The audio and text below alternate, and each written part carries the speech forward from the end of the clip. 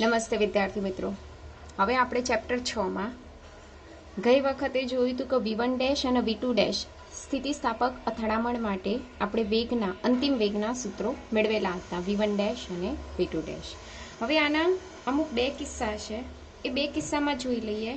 તો પ્રથમ કિસ્સો 1 કહી દઈએ. આના કિસ્સો 1 માં શું કહે છે કે જો બંને દળોના મૂલ્યો સરખા હોય, અર્થાત m1 બરાબર m2 હોય, એને આપણે m કહી દઈએ. તો આ કિંમત અહીંયા મૂકી દઈએ તો v1 ડેશ બરાબર શું મળશે?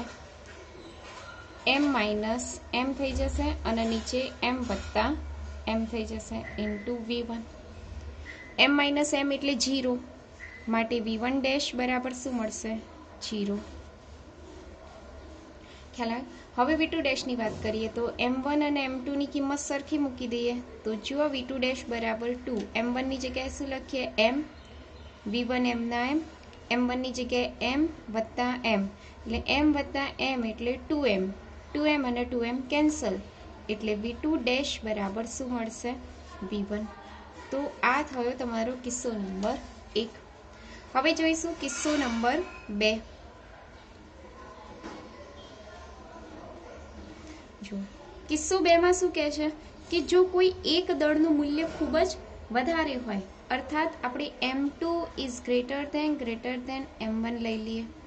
એનો મતલબ કે જ્યાં જ્યાં m1 અને m2 સાથે સાથે છે એમાં m2 ની સાપેક્ષે m1 ને અવગણતા. બરાબર?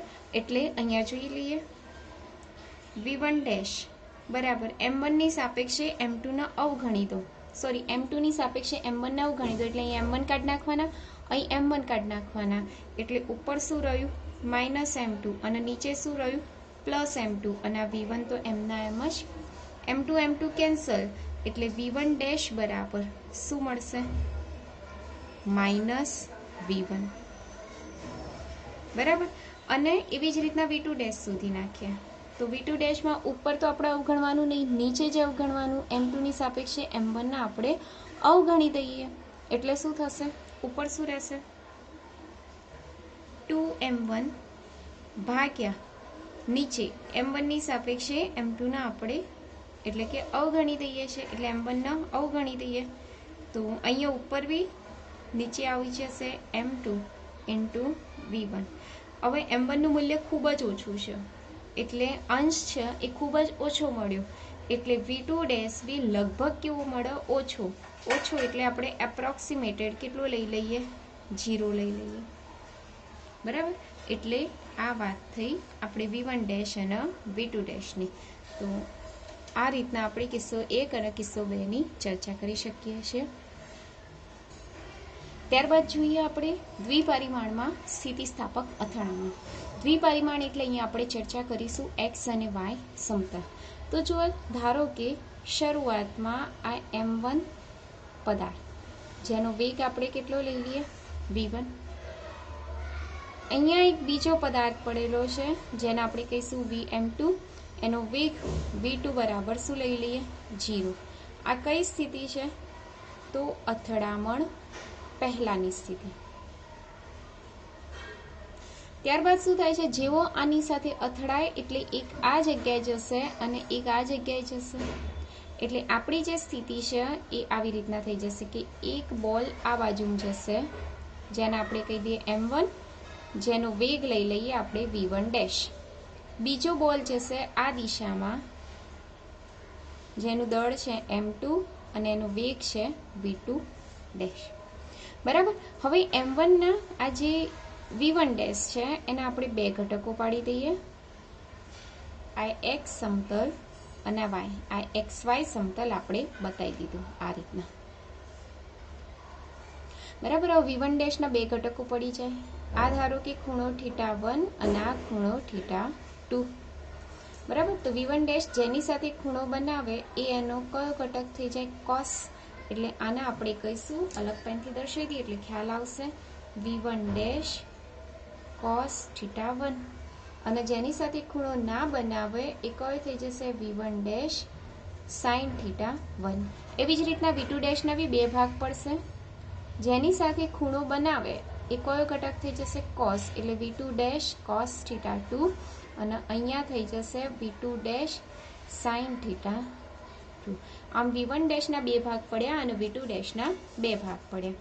આ કઈ સ્થિતિ છે? તો અથડામણ પછીની સ્થિતિ. એટલે કે બે પદાર્થોનો સંઘાત આપણે દ્વિપરિમાણમાં આ રીતના આકૃતિમાં દર્શાવી શકીએ છીએ. હવે શરૂઆત કરીએ રેખીય વેગમાનના સંરક્ષણના નિયમ અનુસાર. રેખીય વેગમાનના સંરક્ષણના નિયમાનુસાર. બરાબર. અરેખીય વેગમાનનું સંરક્ષણ એટલે પ્રારંભિક રેખીય વેગમાન બરાબર અંતિમ રેખીય વેગમાન. ચલો અહીંયા લખું છું પ્રારંભિક રેખીય વેગમાન બરાબર શું થાય? અંતિમ રેખીય વેગમાન. પ્રારંભિક એટલે અથડામણ પહેલા અને અંતિમ એટલે અથડામણ પછી. ચલો પ્રારંભિક રેખીય વેગમાન માટેની વાત કરી લઈએ તો એનો x ઘટક લખીએ આપણે. કયો ઘટક લખીએ? x ઘટક. નહીં તો એક કામ કરીએ, પહેલા લખી કાઢીએ m1 v1. v2 તો એનો 0 છે એટલે આવશે નહીં. અંતિમ રેખીય વેગમાન માટે આપણે વાત કરી લઈએ m1 v1 ડેશ અને m2 v2 ડેશ. અહીંયા સદિશ કેમ બતાવ્યું છે? કારણ કે આ કયું પરિમાણ છે? દ્વિપરિમાણ. દ્વિપરિમાણમાં આપણે કમ્પલસરી સદિશ બતાવવું પડે. હવે એના x ઘટક લખી કાઢીએ. ચલો x ઘટક લખીએ તો શું થશે? m1 જેની ઉપર સદિશ એરો બતાવેલો હોય એના ઘટકો લખવાના. તો ચલો v1 સદિશ v1 એ કઈ દિશામાં છે? x દિશામાં જ છે એટલે એનો આપણે v1 જ લખીશું. ચલો m1 v1 ડેશનો x ઘટક કયો છે? v1 ડેશ cos થીટા 1 વત્તા m2 એમના એમ v2 ડેશનો x ઘટક કયો? તો v2 ડેશ cos થીટા 2. બરાબર. તો આ એનો x ઘટક લખી કાઢ્યો.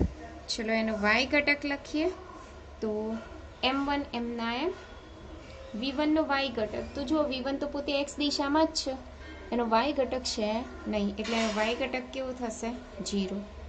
આ બાજુમાં m1 v1 ડેશ એનો y ઘટકમાં શું આવશે? Sine theta 1. અહીંયા m2 v2 ડેશ એનો y ઘટકમાં શું આવશે? Sine theta 2. એનો અર્થ કે આ m1 ગુણ્યા 0 એટલે શું થઈ જશે? 0. અહીંયા m1 v1 dash sine theta 1 વત્તા m2 v2 dash sine theta 2. એક આ સૂત્ર અને એક આ સૂત્ર, બંને સૂત્રો દાખલા માટે ખૂબ જ અગત્યના છે એટલે ખાસ ધ્યાન રાખવું. ત્યારબાદ આપણે વાત કરીએ આ રેખીય વેગમાનનું સંરક્ષણ થયું. હવે વાત કરશું આપણે ગતિ ઉર્જાના સંરક્ષણના નિયમ અનુસાર.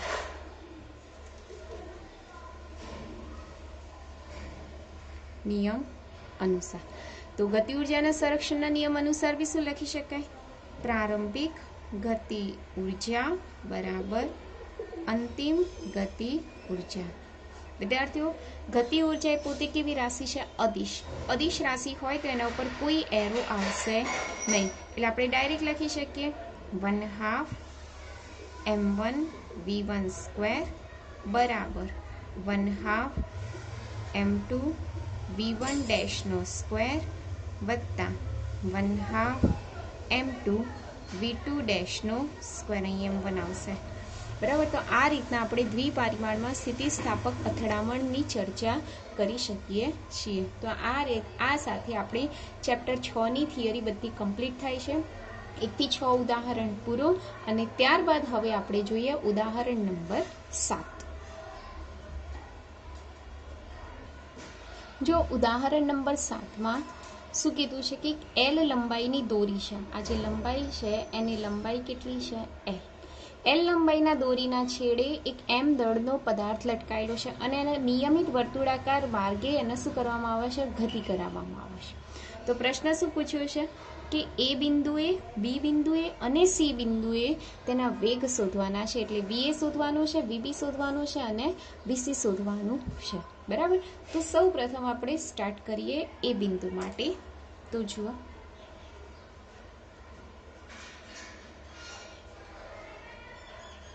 હવે ખાસ જોજો આની અંદર કયા કયા બળો લાગે છે. એમ દળનો પદાર્થ છે એટલે અધો દિશામાં કયું લાગશે બળ? mg. દોરી ખેંચાય એટલે ઉપર કયું બળ લાગે? તણાવ બળ. અને વર્તુળાકાર માર્ગે ગતિ કરે છે એટલે એનું સૂત્ર શું થશે? mv²/r. r ની જગ્યાએ શું લખવાનું? l. ખ્યાલ આવી ગયો દરેકને? હવે ખાસ અહીંયા જુઓ, આ એ બિંદુ પાસે આપણે h બરાબર કેટલા લેવાના? 0. બી બિંદુ પાસે h બરાબર કેટલા લઈશું? l. દેખાય છે ને આટલું અંતરે. અને સી બિંદુ પાસે h બરાબર કેટલા લઈશું આપણે? 2l. આ ત્રણ વસ્તુ ખ્યાલ આવી ગયો છે. હવે એ બિંદુ પાસેની વાત કરી છે, તો એ બિંદુ પાસે કયા કયા બળો લાગે છે? તો ઉપર ટી અને નીચે કયું લાગે છે? mg વત્તા mv²/l. બરાબર? ખ્યાલ આવી ગયો દરેકને? તો આ ટી બરાબર mg વત્તા mv²/l સમીકરણ નંબર 1. હવે એ બિંદુ પાસે સ્થિતિ ઉર્જા શોધી નાખીએ આપણે. સ્થિતિ ઉર્જા u બરાબર સૂત્ર લખીએ છીએ mgh. પરંતુ h બરાબર તો એ બિંદુ પાસે શું છે? 0. એટલે સ્થિતિ ઉર્જા શું મળશે? 0. સમીકરણ નંબર 2. ચલો ગતિ ઉર્જા શોધી નાખીએ. ગતિ ઉર્જા k બરાબર 1/2 mv². v ની જગ્યાએ આપણે એ બિંદુ છે એટલે mva². સમીકરણ નંબર 3. કુલ ઉર્જા એટલે સ્થિતિ ઉર્જા બરાબર ગતિ ઉર્જા એટલે E બરાબર u વત્તા k. u ની કિંમત 0 છે, k ની કિંમત એટલે E બરાબર મળશે 1/2 mva². આ સમીકરણ નંબર 4. આ કઈ ઉર્જા મળી આપણને? કુલ ઉર્જા EA મળી. આ UA અને આ KA. આ એ બિંદુ પાસેનું ચેપ્ટર પૂરું. હવે વાત કરી દઈએ આપણે સી બિંદુની વાત કરી દઈએ. બરાબર? કઈ વાત કરી લઈએ આપણે? સી બિંદુ પાસે. એનું કારણ છે તમે છેલ્લે સમજી જશો કેમ મેં સી બિંદુ બી નહીં સી લીધું. તો જુઓ અહીંયા, જેવું આ જે દોરી છે એ સી બિંદુ પાસે આવે એટલે દોરી કેવી થઈ જાય? એકદમ ઢીલી થઈ જાય એટલે એનામાં તણાવ બળ લાગશે નહીં. તો એનામાં ખાલી એક બળ લાગશે. એ કયું? અધો દિશામાં mg અને ઉધ્વ દિશામાં કયું બળ લાગશે? mv²/l. આ ખાસ. તો ચલો સી બિંદુ પાસે કયા બે બળો લાગે છે? તો જુઓ, અધો દિશામાં mv, ઉપરની દિશામાં mvc² લખી કાઢીએ ભાગ્યા l બરાબર mg. ખ્યાલ આવી ગયો? બંને બાજુ m અને m કેન્સલ, તો vc² બરાબર શું થશે? gl. માટે vc બરાબર શું મળી જશે? વર્ગમૂળમાં gl. તો આ એક પ્રશ્ન આપણે મળી ગયો. કયો? vc બરાબર વર્ગમૂળમાં gl. ખ્યાલ આવી ગયો? હવે સી બિંદુ પાસે આપણે સ્થિતિ ઉર્જા શોધી નાખીએ. સી બિંદુ પાસે જ આમ કન્ટિન્યુ છે. ચલો અહીંયા લખો, વાંધો નહીં. સ્થિતિ ઉર્જા શોધી નાખીએ. સ્થિતિ ઉર્જા જેને આપણે શું કહીએ? UC. UC નું સૂત્ર કયું છે? mgh. પરંતુ સી બિંદુ પાસે h ની કિંમત કેટલી લખીશું આપણે? 2l. એટલે અહીંયા 2 આગળ લખી કાઢીએ l. ચલો ગતિ ઉર્જા શોધી નાખીએ. આ કયા બિંદુ પાસેની વાત કરીએ છીએ આપણે? સી બિંદુ એટલે kc. ગતિ ઉર્જાનું સૂત્ર 1/2 mvc². તો કુલ ઉર્જા એટલે બંનેનો સરવાળો, જેને આપણે કહીશું EC. EC બરાબર UC વત્તા KC. ચલો સરવાળો કરી દઈએ. EC બરાબર UC ની કિંમત કેટલી મૂકીશું? 2mgl. બરાબર? ચલો KC ની જગ્યાએ કેટલા મૂકીશું આપણે? 1/2 mvc². થઈ ગયું? 2mgl એમના એમ વત્તા 1/2 2mના એમ એમના એમ vc² ની જગ્યાએ શું લખીશું આપણે? gl. જુઓ 2 mgl અને અડધો mgl એટલે અઢી mgl થાય. 2 અને અડધો અઢી થાય. અઢી એટલે 5/2. એટલે EC બરાબર શું થયું? 5/2 mgl. સમીકરણ નંબર 5. ખ્યાલ આવી ગયો દરેકને? હવે યાંત્રિક ઉર્જાના સંરક્ષણના નિયમ અનુસાર, યાંત્રિક ઉર્જાના સંરક્ષણના નિયમાનુસાર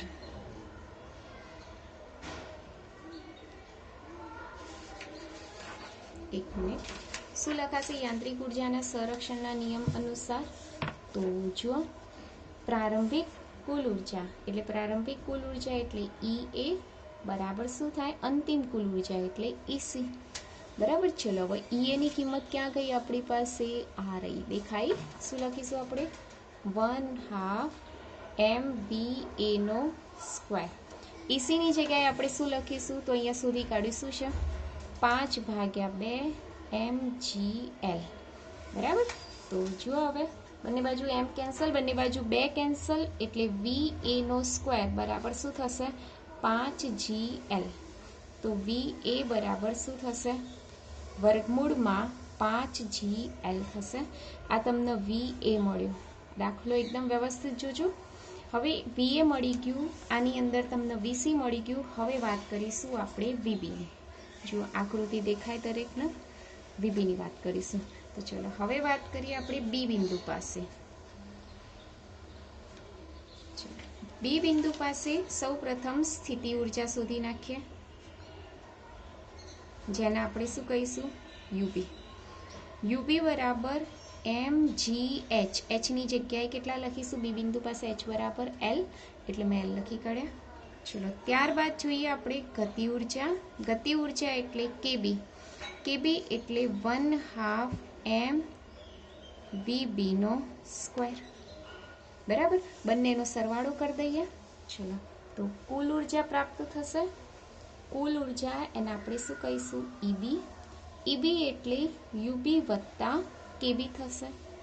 યુબી ની કિંમત MGL, કેબી ની કિંમત 1/2 MVB નો સ્ક્વેર. માટે ઈબી, ચલો આ ઈબી નું સૂત્ર મળ્યું અને આપણે સમીકરણ નંબર 5 કહીએ. ફરીથી યાંત્રિક ઉર્જાના સંરક્ષણના નિયમાનુસાર ઈબી બરાબર શું લખાય? ઈબી બરાબર ઈસી લખી કાઢીએ. ચલો ઈબી ની કિંમત મૂકી દઈએ. તો ઈબી બરાબર કેટલા છે? MGL વત્તા 1/2 MVB નો સ્ક્વેર બરાબર ઈસી ની કિંમત. તો જો ઈસી ની કિંમત મેં આપણે અહીંયા શોધેલી છે. કેટલી છે? 5/2 MGL. એટલે અહીં લખી કાઢીએ 5/2 MGL. બસ સમીકરણો સરખાયા છે યાંત્રિક ઉર્જાના સંરક્ષણના નિયમ અનુસાર. 1/2 MVB સ્ક્વેર M ના M, MGL બરાબર નીપેલ બાજુમાં જશે એટલે 5/2 MGL માઇનસ MGL. બરાબર. બધામાંથી M કેન્સલ, તો અહીંયા રહેશે 1/2 VB નો સ્ક્વેર. અહીંયા રહેશે અડધો MGL, sorry 5/2 MGL, sorry G M cancel એટલે અહીંયા રહેશે GL. 1/2 VB square. હવે અઢી, 5/2 એટલે અઢી, અઢીમાંથી એક જાય એટલે દોઢ, અને દોઢ એટલે 3/3 એટલે અહીંયા લખાય આપણે 3/2 GL. બંને બાજુ 2 2 કેન્સલ એટલે VB નો સ્ક્વેર બરાબર શું થશે? 3GL. માટે VB બરાબર વર્ગમૂળમાં 3GL. તો આ મળ્યું આપણને VB. આમ 3 બિંદુઓ પાસે આપણે વેગ શોધી નાખ્યો. તો યાદ રાખવાનું, આવો દાખલો પૂછાય તો ખાસ જો આકૃતિ નિયમિત વર્તુળાકાર ગતિ કરે છે. એ બિંદુ પાસે વેગ શોધ્યો, કેટલો મળ્યો? વર્ગમૂળમાં 5GL. બી બિંદુ પાસે વેગ શોધ્યો, કેટલો મળ્યો? વર્ગમૂળમાં 3GL. અને સી બિંદુ પાસે વેગ શોધ્યો તો એ આપણને કેટલું મળ્યું? વર્ગમૂળમાં GL. તો આ રીતના 3 બિંદુ પાસેના વેગ તમે શોધી શકો છો. અને આ રીતના ઉદાહરણ નંબર 7 પણ પૂરું થાય છે. નેક્સ્ટ આપણે ઉદાહરણ 8 થી સ્ટાર્ટ કરીશું. તો બાકીના ઉદાહરણ નંબર 8 થી 13 સુધીના રહ્યા એ બાકીના લેક્ચરમાં જોઈશું. આજના લેક્ચર માટે આટલું. Thank you.